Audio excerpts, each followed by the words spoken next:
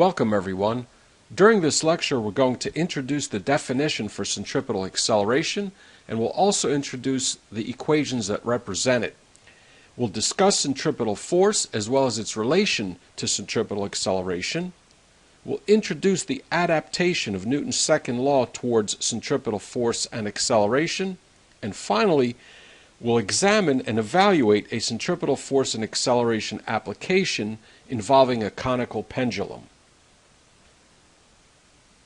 Let's begin by introducing the definition for centripetal acceleration.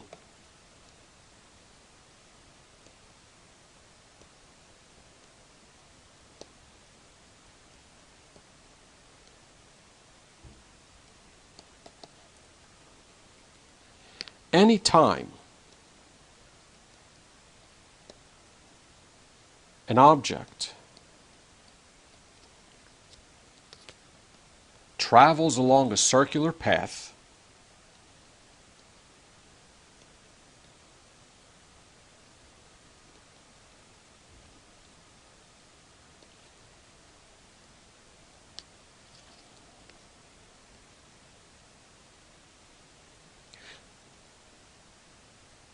that object will experience an acceleration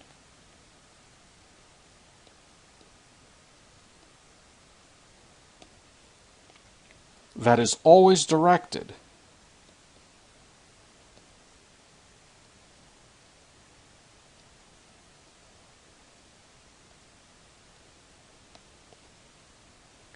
toward the center of the path.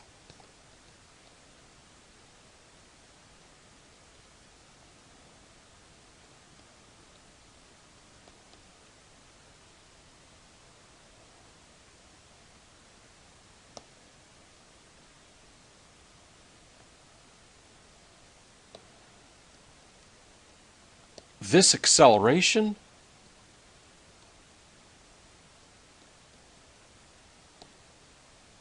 is called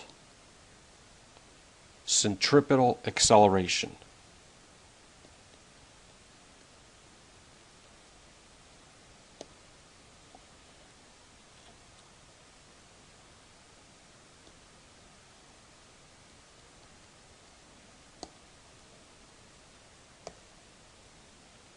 Let's note a couple important descriptions.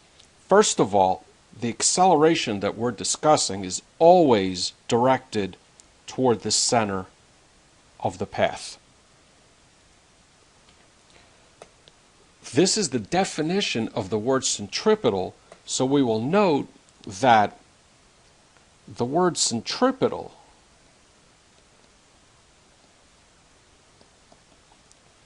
means directed toward the center.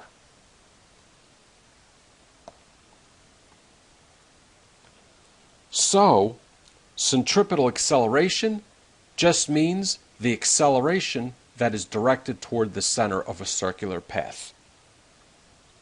The symbol for centripetal acceleration is A sub c. And the units, just like any other acceleration, are meters per second squared. We will now derive the equations for centripetal acceleration by considering a roller coaster traveling along a circular path. This diagram depicts a roller coaster at two key locations. This location represents the roller coaster just before it reaches the peak of this curve, and this diagram depicts the roller coaster just after it leaves the peak of the curve. Let's note that the radius of this path is r,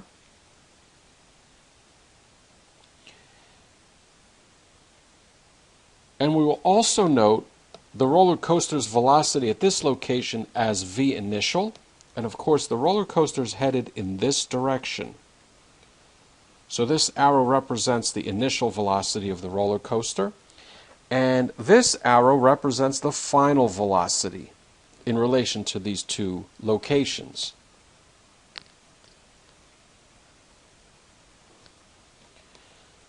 Let's also assume that the magnitudes of VI and VF are equal. In other words, we're assuming that the roller coaster is traveling around the circular path with a constant velocity. Next, we're going to note that delta V simply equals V final minus V initial. Now you may be saying that delta V equals 0, but that would be incorrect because the directions of the velocity are changing. And anytime there's a change, even in just the direction, regardless of the magnitude, there will be a change in velocity that is not 0. As we noted, the magnitudes of VI and VF are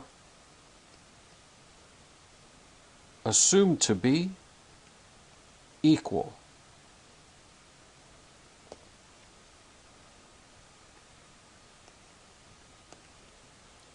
We will refer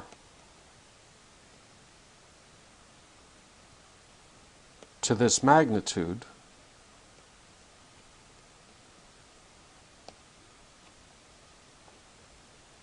as V. Of course, without the arrow on top. A letter without an arrow top refers to magnitude. And so to summarize, we're assuming that the roller coaster is traveling with the same velocity, once again, around this circular path. If it's traveling at 60 miles an hour at this location, we're assuming that it's traveling at 60 miles an hour along this location as well. The magnitude would be 60 miles an hour. However, VI and VF have a difference in direction only, and therefore delta V is not 0. In order to represent delta V graphically, we're going to construct a vector diagram consisting of VI and VF joined together tail to tail. That diagram would look like this. Here's VI, and I'm maintaining the orientation of VI. In other words, I'm trying to stay true to the angle for VI. Same with VF. We will transfer VF to the tail of VI and join them like this. Next, we're going to connect the two tips with a mystery vector, which we will refer to as M.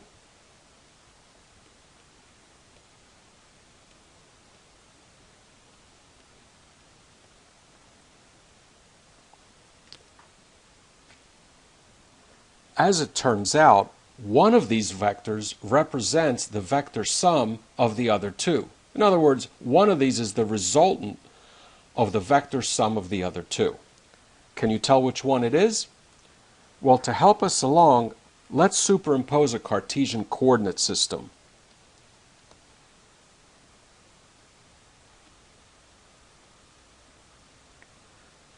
There's the x-axis, there's the y-axis. Now, as you recall, a while ago, we began the vector addition process by drawing the first vector with its tail connected to the origin. That would be VI. Next, we connected the second vector, tip to tail, to the first. That would be the mystery vector. Finally, we represented the resultant vector by connecting the starting point to the tip of the last vector. That would be V final. In other words, V final is representing the resultant of the sum of V initial and the mystery vector.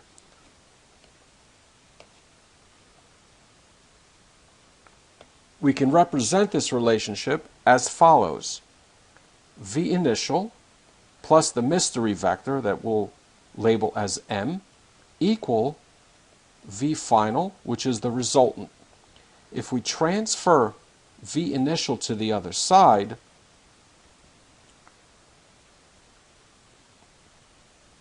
then the mystery vector equals V final minus V initial.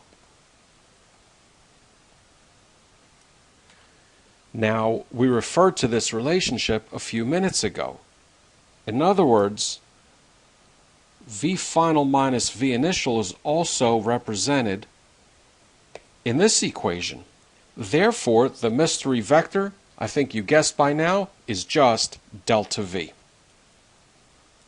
So the mystery is solved. The mystery vector is just equal to delta V. And because of our derivation, we've proven two things. First of all, we've proven that delta V does not equal 0. The second result of our derivation is we noted the direction of delta V. The direction of delta V is directly downwards. And if we consider the roller coaster's location in between these 2 points, downward is the direction that's pointing toward the center. And so delta V is directed towards the center of the circle. Therefore, delta V is centripetal in nature. We will now reconstruct this triangle, but this time we're only going to indicate the magnitudes of the velocities.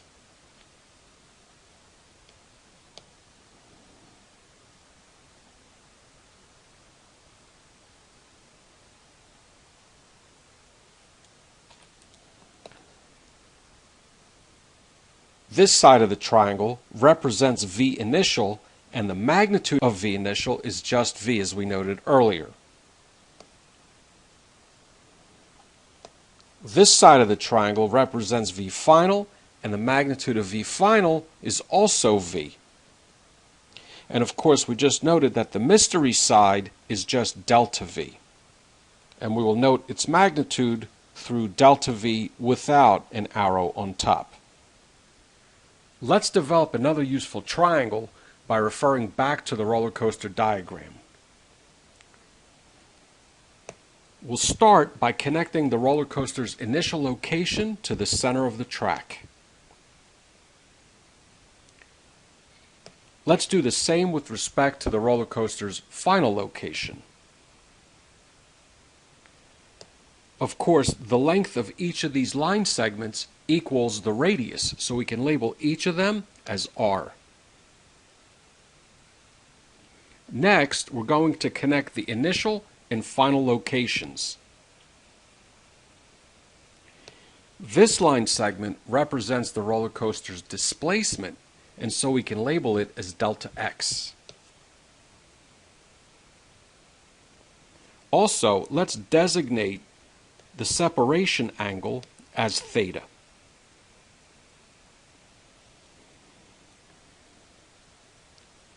And so our second triangle looks like this.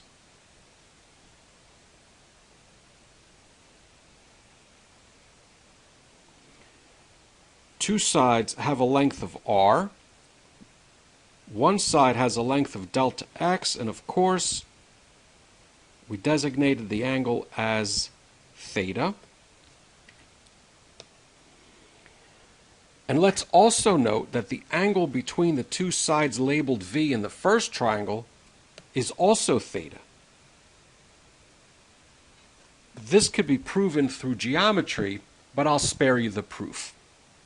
Also from geometry, we can note that these two triangles are known as similar triangles because each of them has two equal sides, and the angle of separation between them is identical. The side opposite the angle in the first triangle is labeled as delta V, and the side opposite the angle in the second triangle is labeled delta x. Therefore, delta V and delta x are similar sides. Also, the sides labeled V are similar to the sides labeled R. From geometry, we know that the ratios of similar sides are equal for two similar triangles. Therefore, we can write the following equation. we can write that the ratio of delta V over V equals the ratio of delta X over R.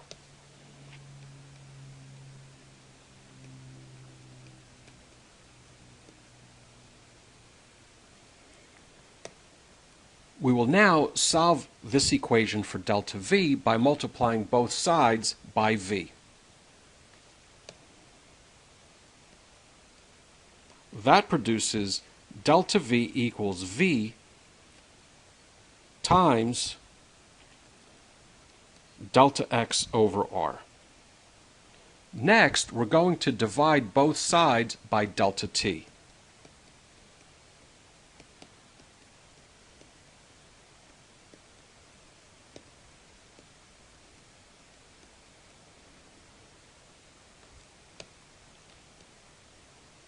That yields delta V over delta T equals V times delta X over R times delta T.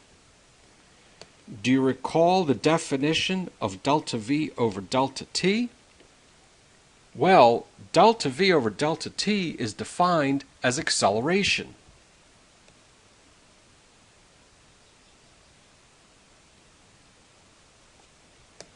And this acceleration is a result of this change in velocity, which we noted earlier as directed toward the center of the circle. In fact, you can see within this diagram that delta V, which we call the mystery vector, is directed toward the center. Therefore, it is centripetal, and as a result, this acceleration is known as the centripetal acceleration. We can label it as A sub C. Let's also note the definition of delta X over delta T. Do you recall that definition? Delta X over delta T was defined earlier as velocity. As a result, the equation becomes A sub C equals V times V over R.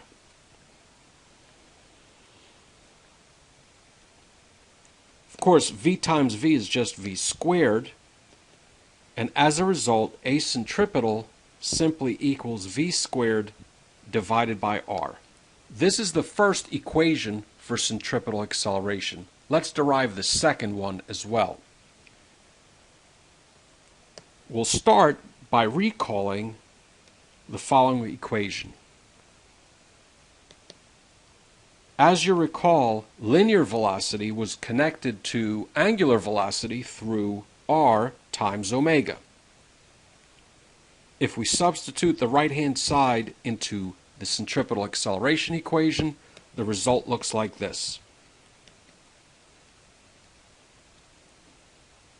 R omega squared divided by r.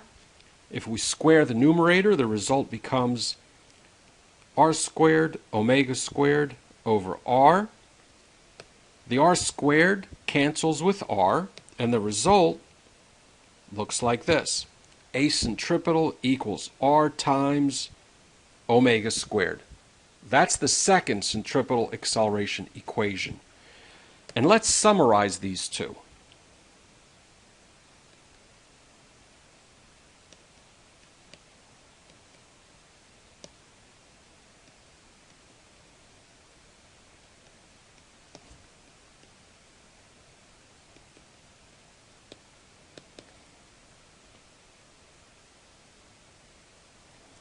The first one is A centripetal equals V squared over R, and the second one is A centripetal equals R times omega squared. Let's also note that the word centripetal means directed towards the center.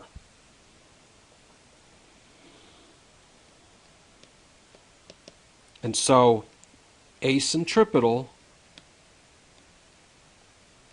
is always directed toward the center of a circular path.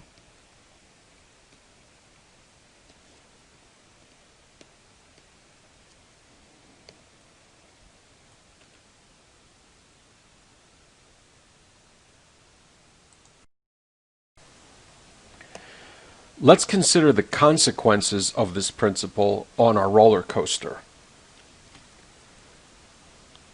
If we were constructing a free body diagram on the roller coaster at its initial location, the centripetal acceleration would look like this.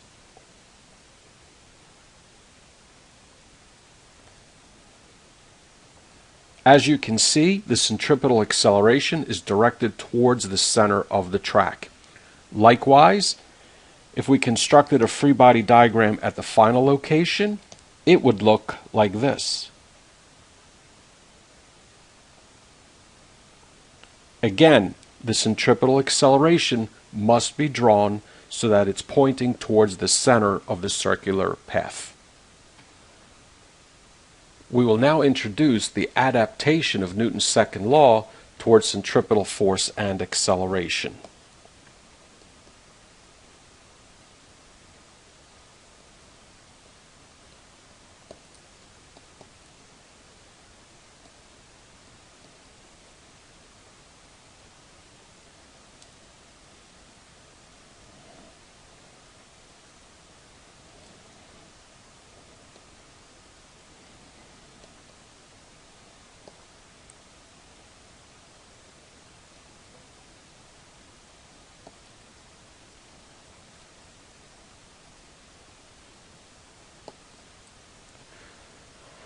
According to Newton's second law,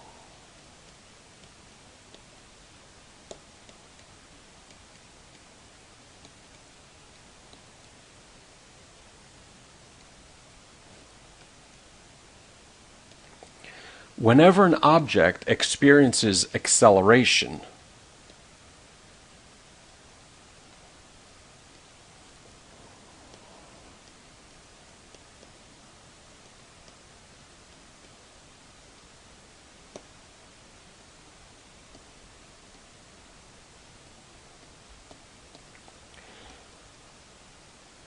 that acceleration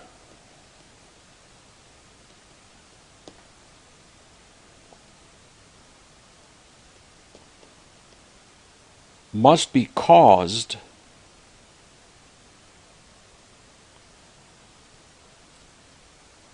by a net external force.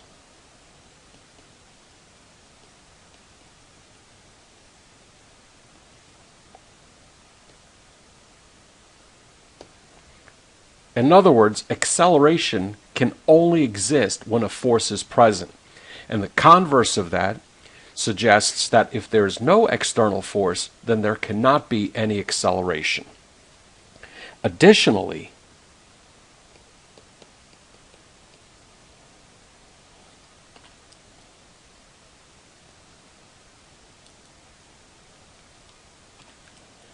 that force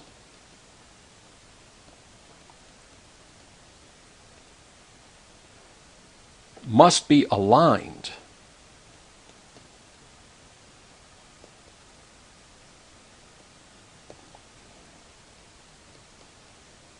with the direction of the acceleration.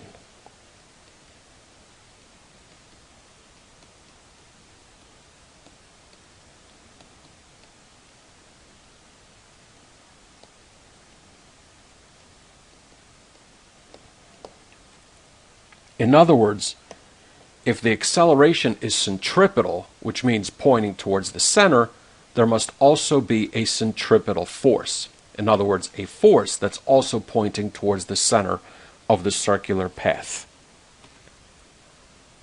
Now, Newton's second law states that the sum of the forces acting upon an object equal mass times acceleration. The adaptation includes a subscript of c on the left-hand side as well as on the right-hand side. This law tells us that if we sum the forces along the centripetal axis, those forces will add up to the mass times a centripetal. When applying this equation, forces that are directed toward the center are considered positive, while forces that are directed away from the center are considered negative.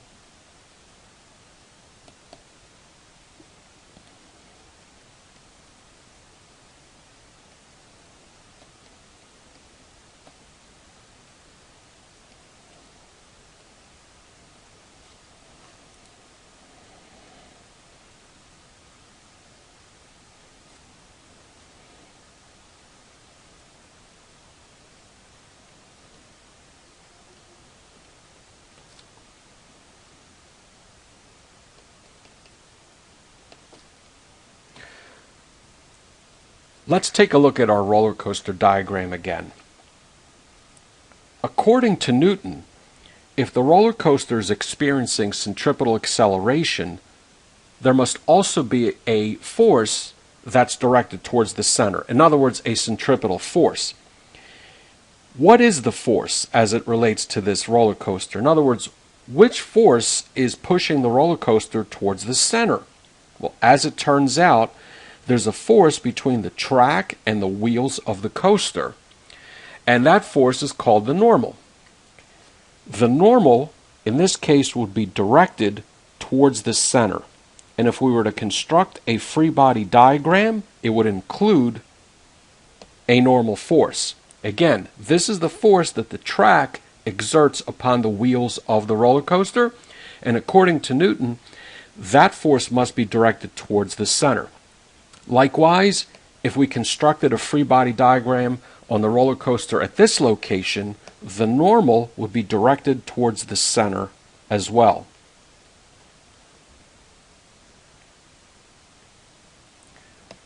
As it turns out, the normal is only one of two centripetal forces that are acting on the roller coaster. And so the question is, what is the second centripetal force?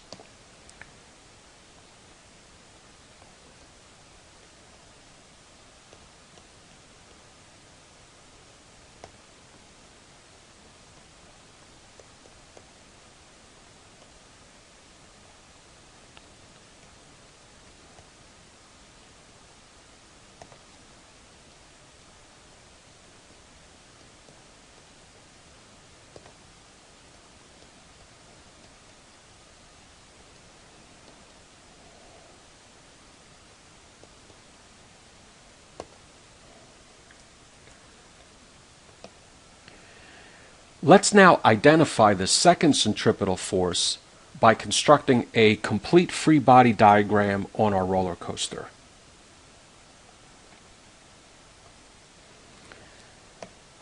Here's the roller coaster, and we've already noted that the track exerts a normal force against the wheels of the roller coaster. That force is directed towards the center, which of course means that the normal force is a centripetal force. We also noted that the roller coaster is experiencing centripetal acceleration.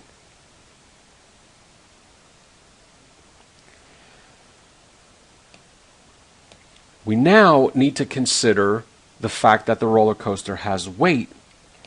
The weight vector could be represented by an arrow that's pointing towards the center of the Earth. And notice that the weight is not aligned with the center of rotation. However, it has a component that is aligned with the center of rotation, and that component would look like this. We can label this as W sub c, in other words, the centripetal component of weight. The weight also has another component which looks like this, And we would label this component as W sub t, t standing for tangential, and tangential just means along the direction of the track. Notice that this component of the weight follows the direction of the roller coaster along the track. So that's what the word tangential refers to. We're not interested in the tangential component. We are very interested, however, in the centripetal component because this component contributes to the net centripetal force along with the normal. In this example, we're assuming that the roller coaster's velocity remains constant. However, if the velocity was changing, we would have to include a tangential acceleration, which is aligned with the roller coaster's direction of travel. And so, once again, if the roller coaster was changing its velocity, we would have to include another acceleration vector, and it would be labeled as a tangential. The tangential acceleration is the same acceleration that's included in the one-dimensional motion equations. We will now apply Newton's second law towards this free body diagram. According to Newton's second law, if we add the forces in the centripetal direction, we will get the mass times the centripetal acceleration. Now, let's note that we're only interested in the forces that are aligned along the axis that connects the center of rotation to the location of the roller coaster. And so the centripetal forces are the normal. You can see that the normal is pointing towards the center, as well as the centripetal component of the weight. And so we'll extend two fingers from the summation, and we'll enter the normal plus the centripetal component of the weight. On the other side, we have m times a centripetal. Now the normal and the centripetal component of weight were included as positive values, and that's because they're both pointing towards the center. If we had a force that's pointing away from the center, that force would be included as a negative value. Let's now consider an example that's based upon our free body diagram. In this example, we would like to determine the value of the normal.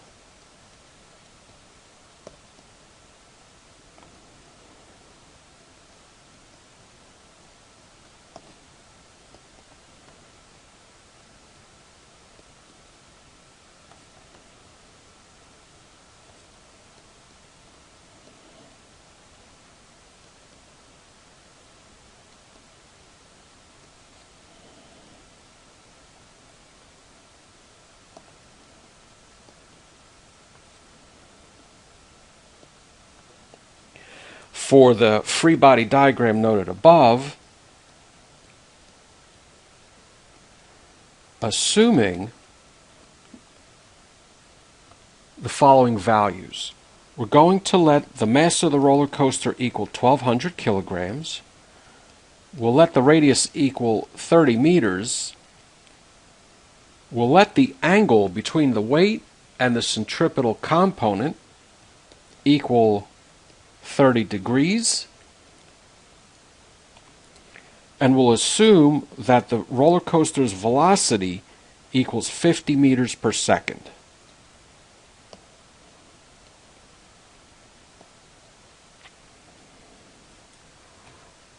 Let's start by constructing a triangle that represents the weight along with its components.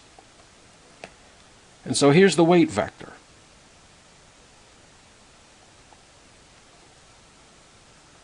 Here is the centripetal component of weight. We can label that as WC. And here's the tangential component of weight, which we can label as W sub t.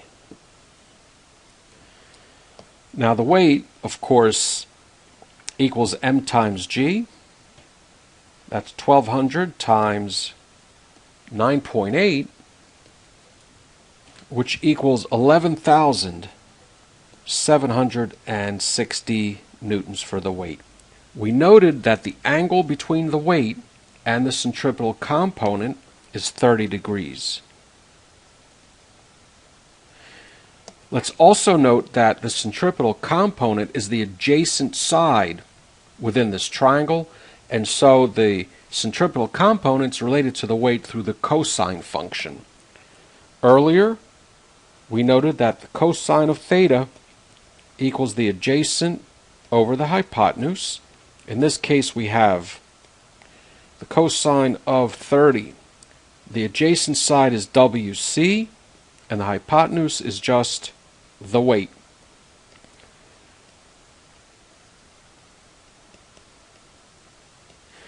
If we multiply both sides by 11,760, we can obtain the value of the centripetal component for the weight.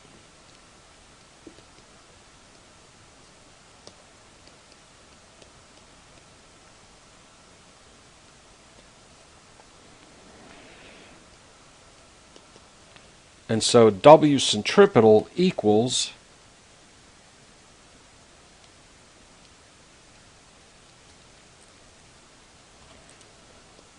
10,184 newtons.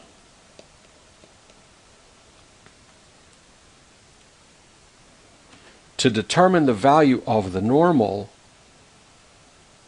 we can just use the equation that we've developed earlier. And so the equation states that the normal plus the centripetal component of the weight equals the mass times A centripetal. Now we have WC, we know the mass, however we need to determine the value of the centripetal acceleration.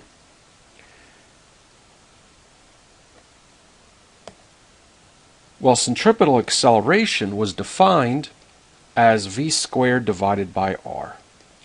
The velocity was given as 50, and the radius was given as 30. And so the centripetal acceleration in this case equals 83.33 meters per second squared, which is an incredibly high acceleration. Remember, a fighter jet experiences 100 meters per second squared at the point where a pilot is about to black out. So this roller coaster is going to give the riders quite a thrill.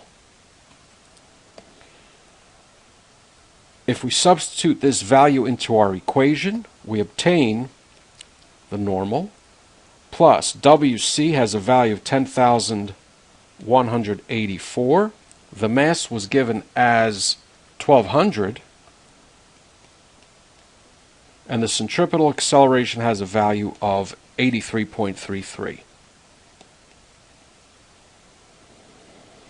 We'll transfer the 10,184 to the other side, and we'll multiply the 1,200 by 83.33, and so that yields 99,996 minus 10,184, which results in 89,812 newtons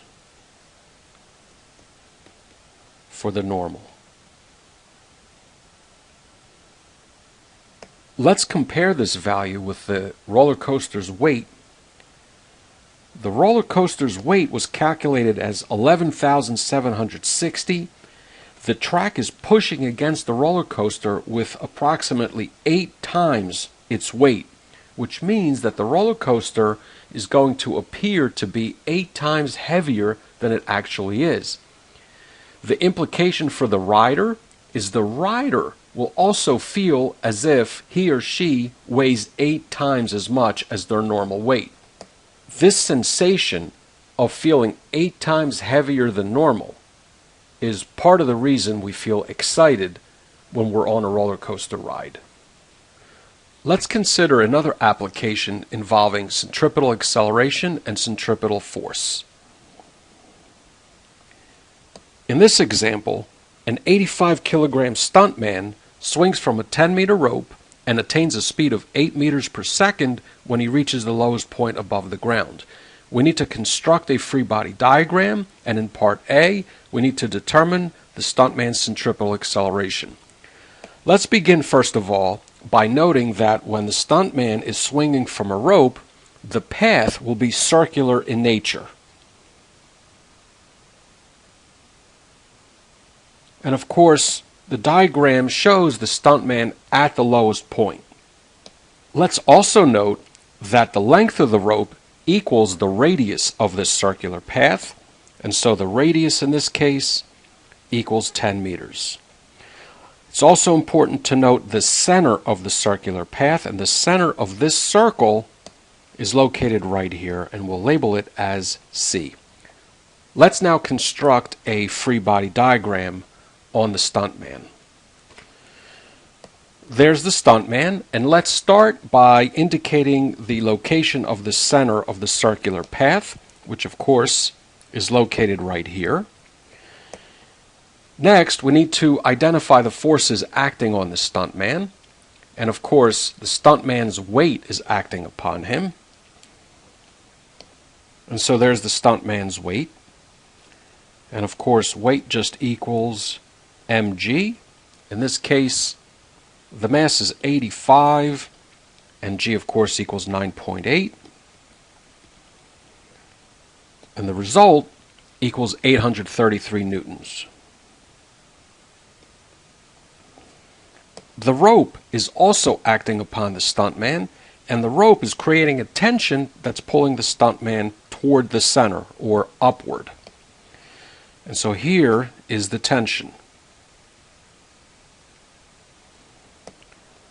We just learned that anytime an object follows a circular path, that object must experience centripetal acceleration. Can you tell which way the centripetal acceleration is directed? Well, the answer is inside of the question. The word centripetal means pointing towards the center. As much as our intuition may guide us towards drawing the acceleration towards the right, that would be incorrect. Centripetal means pointing towards the center, and therefore the centripetal acceleration looks like this.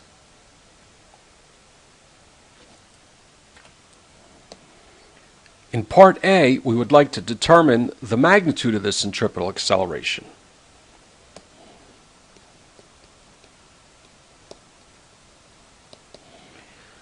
Well, the equation for centripetal acceleration is just A centripetal equals v squared over r. In this case, the velocity was given as 8 meters per second, and of course the radius equals 10 meters.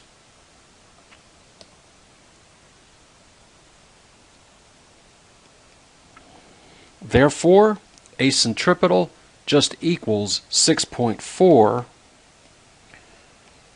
meters per second squared.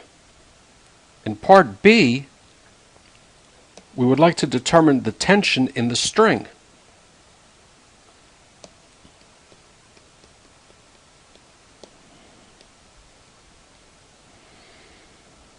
In order to find the tension, let's apply Newton's second law as adapted toward centripetal acceleration and centripetal force. That equation looks like this. The sum of the forces in the centripetal direction must equal m times A centripetal. Now, in this case, we're going to extend 2 fingers from the summation in order to represent the tension and the weight. The tension will go in as a positive value, and the weight will go in as a negative value. I'd also like to note that in the event that a free body diagram contains an acceleration pointing downwards, then this equation would read sum of the forces in the centripetal direction would equal negative ma centripetal. So we have to include the sign of the acceleration within this equation. But in this case, the acceleration is pointing upwards, Therefore, the sum of the forces will equal positive MA centripetal. Let's enter the tension and the weight into our equation. The weight, of course, equals 833 newtons. The mass equals 85, and we just calculated A centripetal as 6.4.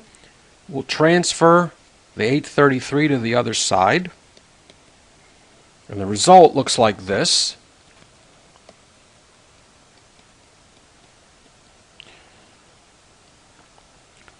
Of course, when we transfer the 833, it becomes positive on the right-hand side.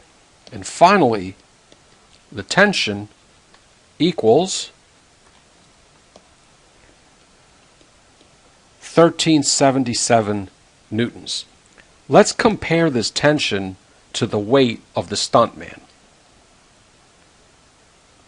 The stuntman has a weight of only 833 newtons, and if the stuntman was in static equilibrium, in other words, the stuntman was just hanging and not swinging with a velocity, then the tension in the rope would have been 833 because there would have been no centripetal acceleration.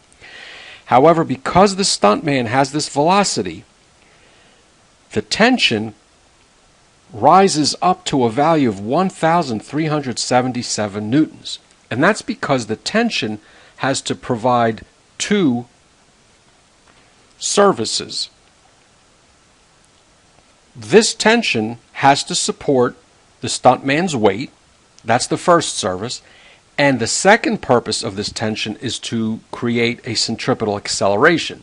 That requires a force over and beyond the weight of the stuntman. That's why the tension has a value of 1,377 when the stuntman is undergoing a circular velocity. By the way, this part should be labeled B, not C, so let's make that correction. We will now introduce our final application involving a conical pendulum. In this application, a conical pendulum consisting of a 3-kilogram ball and a string 0.6 meters in length maintains an angle of 60 degrees with respect to the vertical as the ball travels along a circular path. We need to construct a free body diagram, and in part A, we need to determine the radius of the ball's circular path.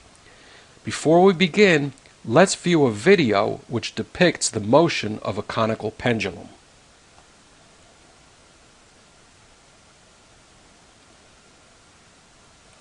As you can see, the pendulum traces out the shape of a cone, which is why it's called a conical pendulum. Here's a still shot of the conical pendulum, and we're going to begin by tracing out the circular path that is traveled by the ball. There's the circular path, and of course this line represents the radius. We'll label it as R. In part A, we want to find the radius. And in order to do so, let's first of all note that the length of this string was given as 0.6 meters. Also, the angle with respect to the vertical was given as 60 degrees.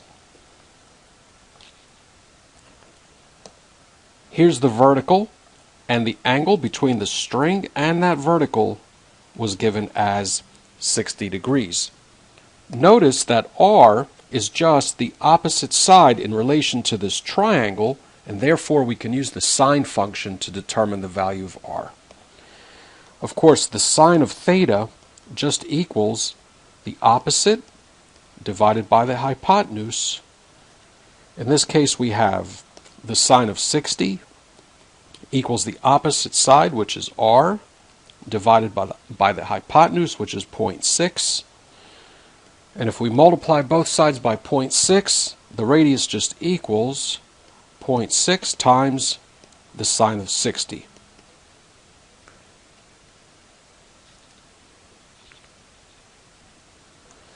The result equals 0.5196.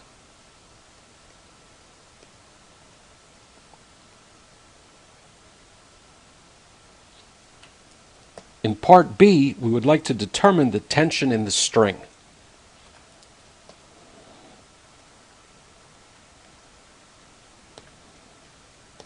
And in order to do so, we need to construct a free body diagram on the ball. Let's note first of all that the Earth is acting upon the ball. In other words, the weight is being created as a result of the Earth's attraction, and the weight in this case equals mg. The ball's mass was given as 3 times 9.8. The weight equals 29.4 newtons.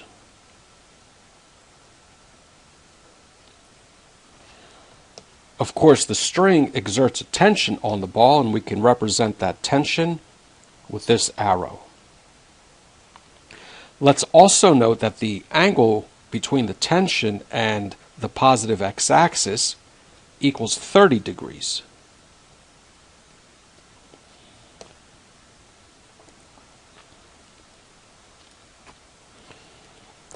And of course, since the ball is following a circular path, it must be experiencing centripetal acceleration. And again, the word centripetal means pointing towards the center.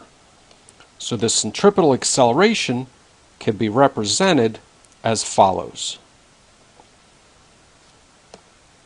There's my centripetal acceleration, and notice that the arrow is pointing towards the center of rotation, which we will label as C. And of course, this is acentripetal. So this is the completed free body diagram, and in order to determine the tension, we have to apply Newton's second law. Let's reconstruct the free body diagram for clarity.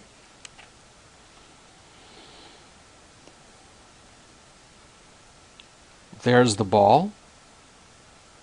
There's the tension. There's the weight. And of course, the weight equals 29.4 newtons. We noted that there is a centripetal acceleration. Here it is. There's the center of the circular path, and notice that the centripetal acceleration points towards the center of the circular path. And now we will apply Newton's second law in the x direction as well as in the y direction. According to Newton, if we add the forces in the x direction, they will equal positive ma centripetal in this case. The x direction, of course, is the direction corresponding with the centripetal axis.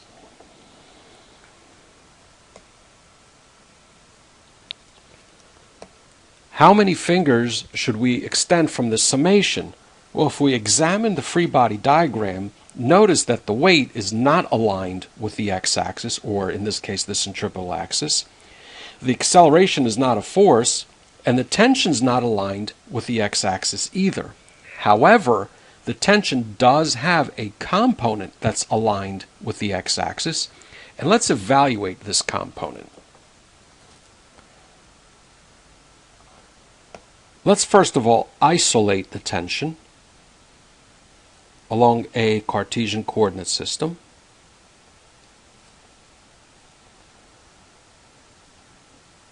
Here's the tension. We noted earlier that this is a 30-degree angle, and the tension has two components. We'll call the x component T sub x, and the y component is T sub y. Let's determine the expressions for Tx and Ty. Of course, Tx simply equals T times the cosine of the angle, which equals T times the cosine of 30 degrees, and that yields 0.866 times T. Ty, on the other hand, equals T times the sine of the angle. That's T sine of 30, and that results in 0.5 T.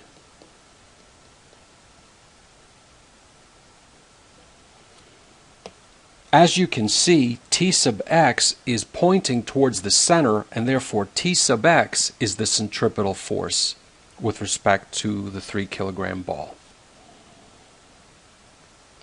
And so there's only one finger that we're going to extend from this summation, and that finger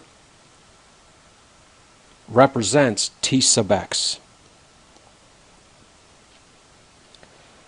Now T sub x equals 0.866 times T.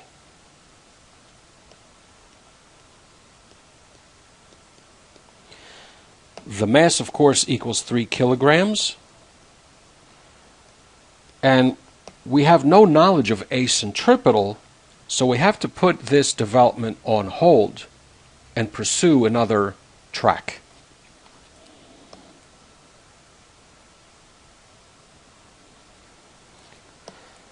Now, a centripetal equals v squared over r. However, the velocity was not given within the problem. If we read the problem again, there's no mention of velocity, and therefore we cannot pursue a centripetal.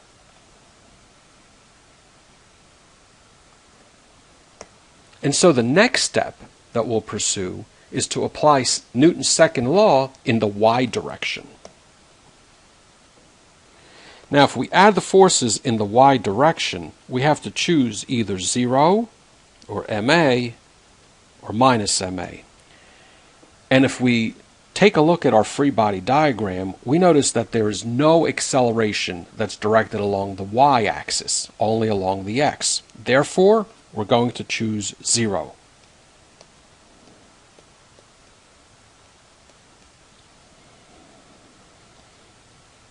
Now, how many fingers should we extend with respect to the y direction? Well, certainly the weight is directed along the y-axis, and the tension has a component along the y-axis as well, and that component, of course, is T sub y. Here it is within this diagram. And so we'll extend 2 fingers, one for T sub y, one for the weight, and on the other side, we've chosen 0. Now T sub y just equals 0.5 times T. The weight equals 29.4. The right-hand side equals 0, and it looks like we're about to get the solution for the tension.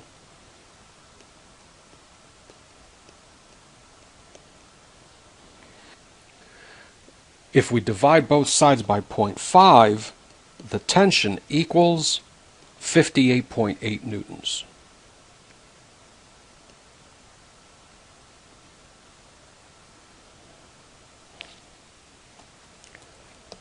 In part C, we would like to determine the ball's centripetal acceleration.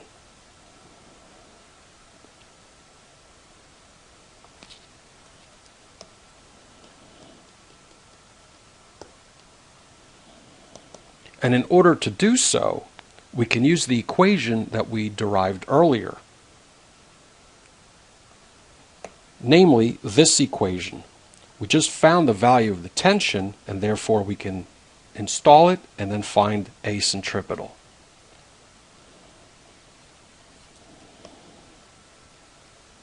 And so the equation reads 0.866 T equals 3 times a centripetal. The tension equals 58.8.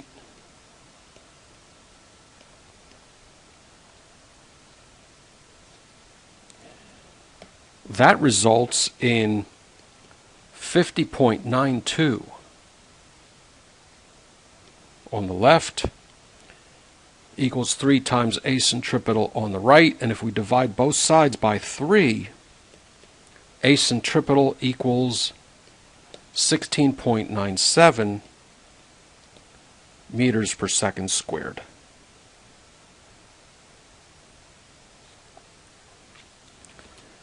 In part D, we would like to determine the ball's linear velocity.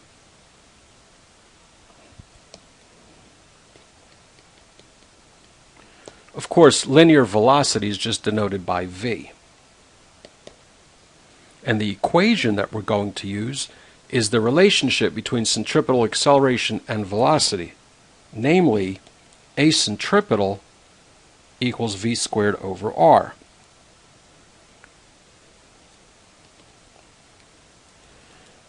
A centripetal was just determined to be 16.97 equals v squared, and the radius we determined earlier as 0.5196. If we multiply both sides by 0.5196, we obtain v squared equals 8.818, and by taking the square root, the velocity equals 2.969 meters per second.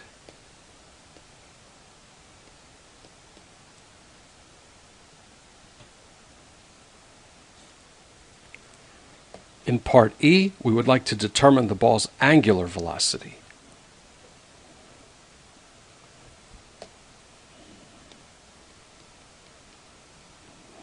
Now, of course, angular velocity is denoted by omega. To determine omega, we can take advantage of the relationship between linear velocity and angular velocity. That relationship looks like this. V simply equals r times omega.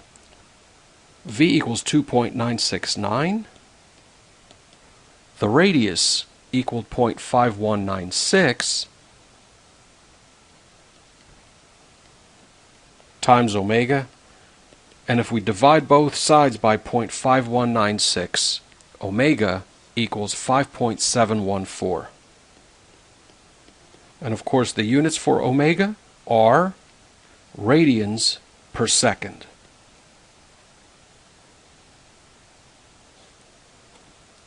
Finally, we would like to determine the time required for the ball to complete one revolution.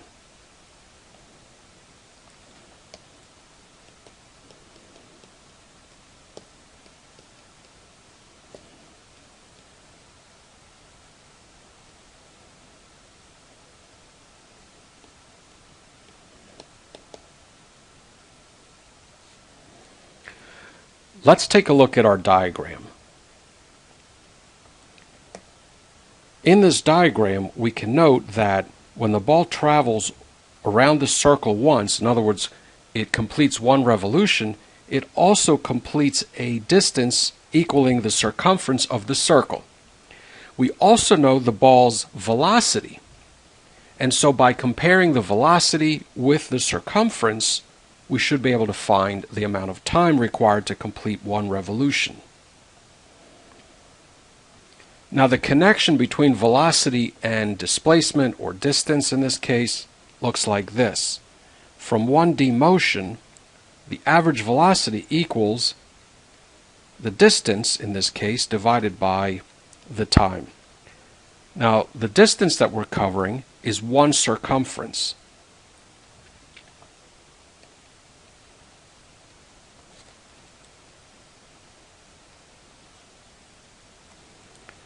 And the circumference equals 2 pi times the radius. The average velocity was calculated because the velocity of the pendulum is not changing. That velocity equals 2.969. And with this information, we can determine the amount of time. So the average velocity was given as 2.969. Actually, we calculated it, wasn't given. The circumference equals 2 pi times the radius, and we need to determine the time.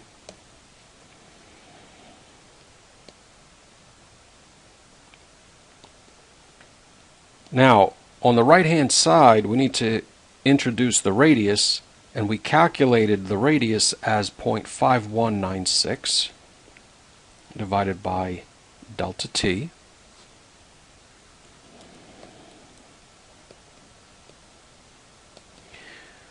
If we calculate the numerator, it equals 3.265.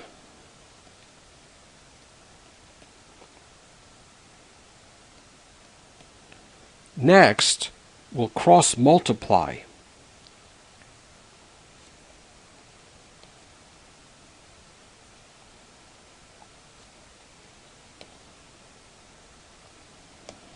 That results in 2.969 delta t equals 3.265, and if we divide both sides by 2.969, delta t equals 1.0997 seconds. And that completes this lecture.